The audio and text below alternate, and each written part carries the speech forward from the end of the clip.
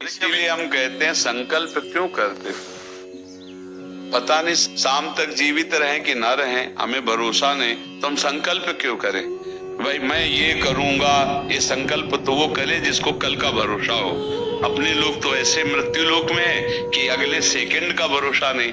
तो ऐसी प्रार्थना करनी चाहिए कि हे प्रभु, यदि आपने मुझे जीवन दिया, सामर्थ्य दिया, समय दिया, तो ऐसी हमारी भावना बन रही कि हम 108 परिक्रमा कर लेंगे।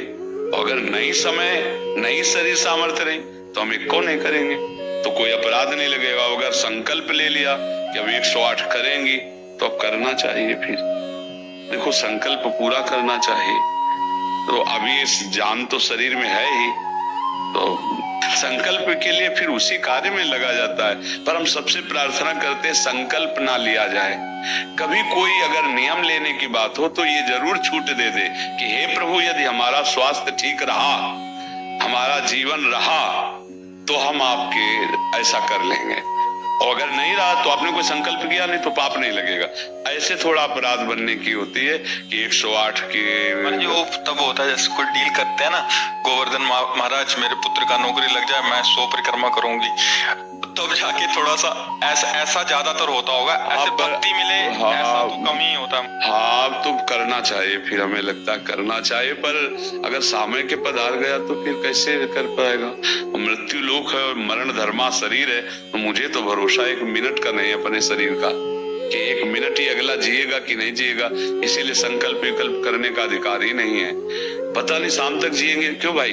पक्का है किसी को? पता नहीं शाम तक जिएंगे कि नहीं, तो हम क्या संकल्प करें? हमें तो यही कि प्रभु जैसे चलावे वैसे चल रहे।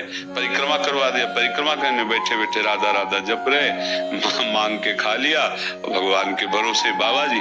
ऐसे गृहस्थी में अपने धर्म कर्म किए, जब समय मिला तो परिक्रमा कर गए। अच्छा, प्रार्थना करना स्वामी से कोई गलत बात नहीं कि हमारे बच्चे की नौकरी लग जाए, हमारा काम बन जाए, जरूर करो।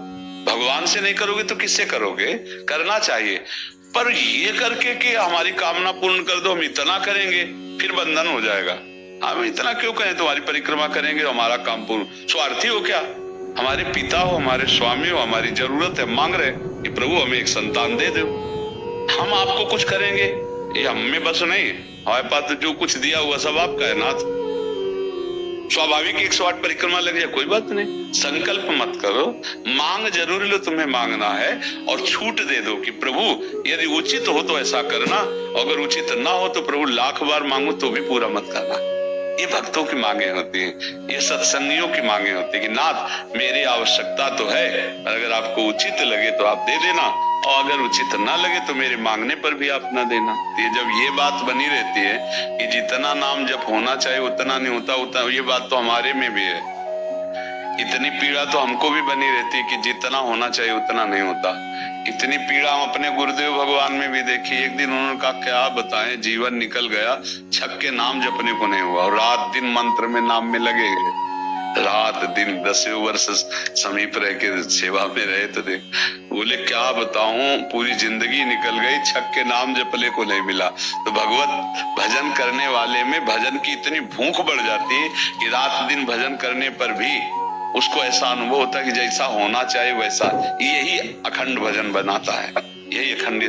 पर इस अखंड भजन होते हुए भी रोना आएगा कि प्रभु मुझे भजन करने की रुचि दे दो। यही भजन, असली भजन का ही फल है। भजन करते हुए भजन की इतनी भूख होना कि भगवान से भजन ही मांगना कि प्रभु मुझे भजन करते। अभी वो भजन नहीं होता जैसा प्रेम से होना चाहिए। हर एक महात्मा को, हर एक भजनानंदी को अनुभव होगा, और ये अगर हुआ तो भजन अखंड होने लगेगा। क्योंकि हम जिसकी पीड़ा महसूस करते हैं उसको हम भूलना कैसे बर्दाश्त कर पाएंगे? तभी वो अखंड स्मृति कर पाता है। और जो संतुष्ट हो जाता है भजन में, वो भजनानंदी नहीं होता। जो भजन में असंतुष्ट और भोगों में संतुष्ट रहता है वही भजनानंदी कहा जाता है।